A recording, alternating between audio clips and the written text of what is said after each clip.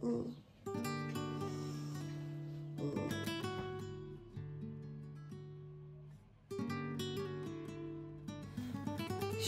5:30 বাজলেই আমার দিন শুরু হয়। আলসেমি লাগলেও আমি জানি এই সময়টাই আমার নিজের জন্য। বিছানা ছেড়ে প্রথমেই জানালার পর্দা সরিয়ে বাইরের পরিবেশটা দেখি।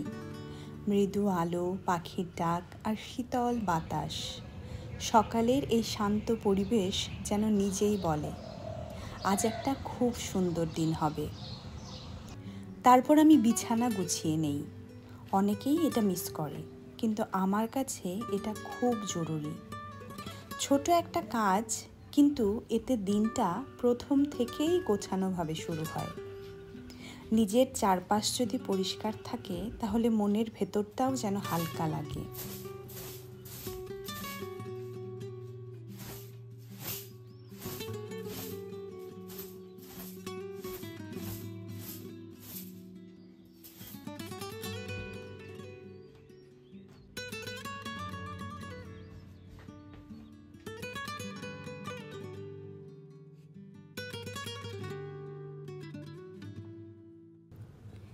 এরপর আমি 1 গ্লাস উষ্ণ জল খাই, তাতে 1 চামচ ঘি মিশিয়ে দিই। আবার খুব ঠান্ডা হলে যেমন আমি কখনো জলের মধ্যে একটুখানি মধু মিশিয়ে নিই। আমার হজমের সমস্যা চিরকালই রয়েছে। এই জলটা খেলে, ঘি মেশানো জল, হজমটা কিন্তু অনেকটাই ভালো হয়, আর ত্বকেও একটা ন্যাচারাল গ্লো আসে। আবার কখনো মৌরি ভেজানো জল, কখনো বা জিরা ভেজানো জল, এগুলোও খাই। পরবর্তী ভিডিওগুলোতে আমি দেখাবো। ব্রাশ করে একটু ময়শ্চারাইজার লাগিয়ে আমি রেডি হয়ে নেই জিমের জন্যে, অনেকটা হাসি মাখা মুখ নিয়ে। জীবনে অনেক চ্যালেঞ্জ আসবে, কিন্তু নিজেকে শক্তিশালী না করলে কোনো কিছুই জয় করা সম্ভব না। আর এই রুটিনে হেলথ পার্টনার আমার হাজব্যান্ড। এতে ওয়ার্কআউট জার্নিটা আরও সহজ হয়ে ওঠে। আজ ছিল লেগ ডে, মানে আজ পায়ের ব্যায়ামের দিন। প্রথমে একটু কষ্ট লাগে ঠিকই, কিন্তু ব্যায়াম করতে করতে শরীর যেন বল ফিরে পায়। আমি জানি একদিন বয়স বাড়বেই, কিন্তু আমি চাই যখন আমার বয়স বাড়বে তখন যেন আমার শরীর স্ট্রং থাকে। আমরা মেয়েরা প্রচুর কিছু দিয়ে জীবনকে গুছিয়ে তুলি, কিন্তু নিজের শরীরকে নিয়ে চিন্তা করি খুবই কম। ওয়েট লিফটিং শুধু মাসল গ্রো করার প্রসেস নয়, এটা আমার জন্য একটা শক্তি তৈরি করার জার্নি। এখন যখন আমি বারবেল ওঠাই, আমি জানি আমি শুধু একটা ওয়েট তুলছি না, আমি তুলছি আমার ভয়কে, আমার ফিউচারের জন্য চিন্তাকে। ক্যালসিয়ামের অভাব, বাতের ব্যথা, দুর্বলতা, এগুলো আমাদের মধ্যে অনেকেই ফেস করে, কিন্তু আমি চাই না আমিও সেই লিস্টে থাকি। আর জিম বা ওয়ার্কআউট শুধু শরীর গঠনের জায়গা না, এটা মনকে শান্ত রাখার জায়গা, নিজেকে নতুন করে পাওয়ার একটা জায়গা। এই সময়টাতে আমি নিজের চিন্তাগুলোকে গোছানোরও সুযোগ পাই। তোমাদের দেখানোর জন্য আজকে মাঝখানে একটু জুম্বাও জয়েন করে নিয়েছি। আর জুম্বা করতে কিন্তু দারুণ মজা লাগে। তোমরাও যারা আমার ভিডিও দেখছো তাদেরকে বলছি, জিম না গেলেও অন্ততপক্ষে 30 মিনিটস ফিজিক্যাল কোনো অ্যাক্টিভিটিস অবশ্যই করা শুরু করো। তোমরা ওয়াকে যেতে পারো, ঘরের ভেতরে যোগা করতে পারো, বা যদি কোনো কিছুই সম্ভব না হয় তবে প্রাণায়াম করো। নিজেকে না ভালোবাসলে অন্য কাউকে ভালোবাসা বা ভালো রাখা কখনোই কিন্তু সম্ভব নয়। এটা কিন্তু সকলকে মনে রাখতে হবে। ওয়ার্কআউটের বেনিফিট নিয়ে আর কি বলবো। ওয়ার্কআউট করলে বোন হেলথ ভালো থাকে, মেটাবলিজম সিস্টেম ভালো হয়, হার্ট ভালো থাকে, ইমিউনিটি ভালো থাকে, স্ট্রেস রিলিফ হয়, ঘুম খুব ভালো হয়।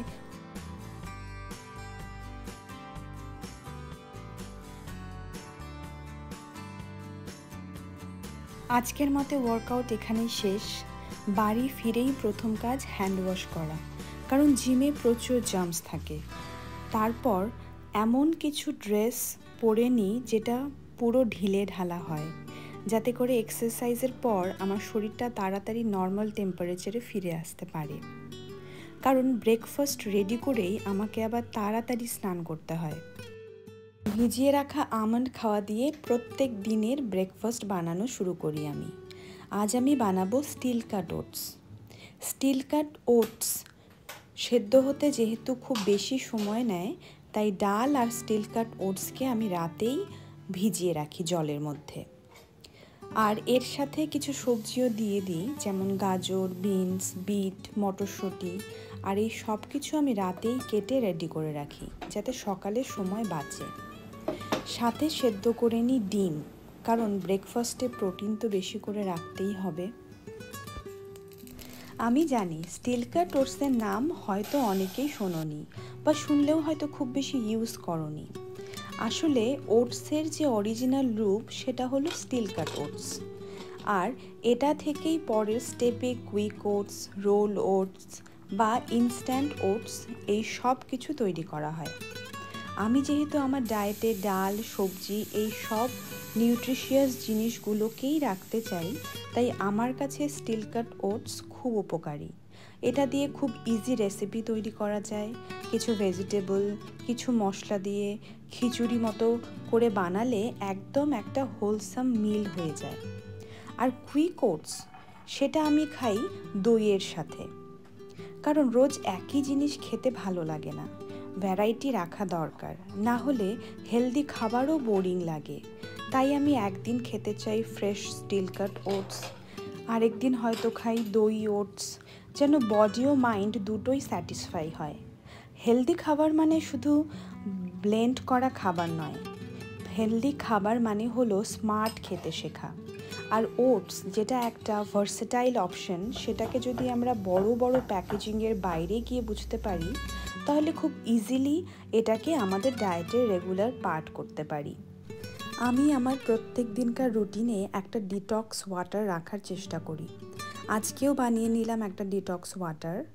পরবর্তী ভিডিওগুলোতে আমি শেয়ার করব আরও কী কী ডিটক্স ওয়াটার আমি বানাই। আর হ্যাঁ, একটা স্পেশাল জিনিস, আমি যখন ব্রেকফাস্ট বানানোতে ব্যস্ত থাকি, আমার হাজব্যান্ড ওর আর আমার জন্য ফল কেটে রেডি করে রাখে। এই জিনিসটা ও নিজে থেকেই করে। সত্যি বলতে বিয়ের আগে আমি একদম ফল খেতাম না, কিন্তু ওর মতো একজন হেলথ পার্টনার পাওয়ার পর আমি বুঝেছি নিজের শরীরের যত্ন নেওয়াটাই ভালোবাসার আসল রূপ। ও ফল কেটে দেয়, আমি ব্রেকফাস্ট বানাই। এই ছোট্ট মুহূর্তটাই যেন একটা টিম ওয়ার্ক, একটা ভালোবাসার ভাষা। স্নানের পর করি আমার স্কিন কেয়ার রুটিন, সিম্পল কিন্তু regular. Face wash, toner, moisturiser, vitamin C আর অবশ্যই সানস্ক্রিন। নিজের যত্ন নেওয়াটা আমি এখন আর বিলাসিতা মনে করি না, এটা এখন আমার ভালো থাকার একটা অঙ্গ। আমার সাথে সাথে আমার হাজব্যান্ডকেও কিন্তু কিছুটা স্কিন কেয়ার করতেই হয় ভালো থাকার জন্য।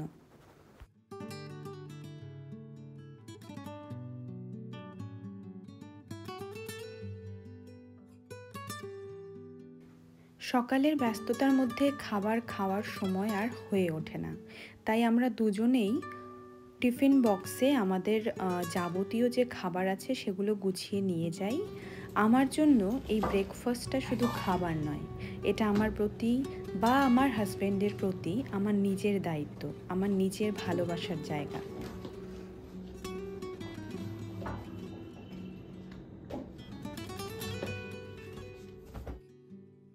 আমার স্কুলে শাড়ি ও চুড়িদার দুটোই ড্রেস কোড অ্যালাউড, কিন্তু প্রায় সময়ের অভাবে আমি চুড়িদারই পরি।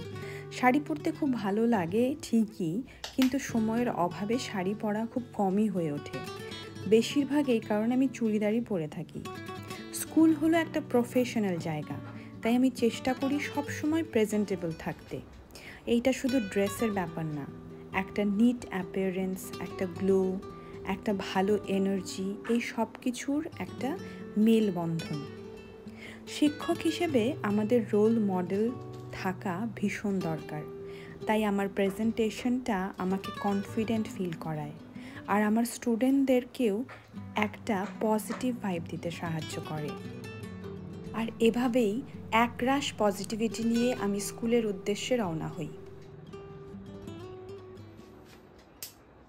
সকালটা নিজের জন্য রাখলে দিনটা যেন আপনাতেই ভালো হয়ে যায়, তাই নিজের শরীর, মন আর মনের মানুষটাকে একটু সময় দাও।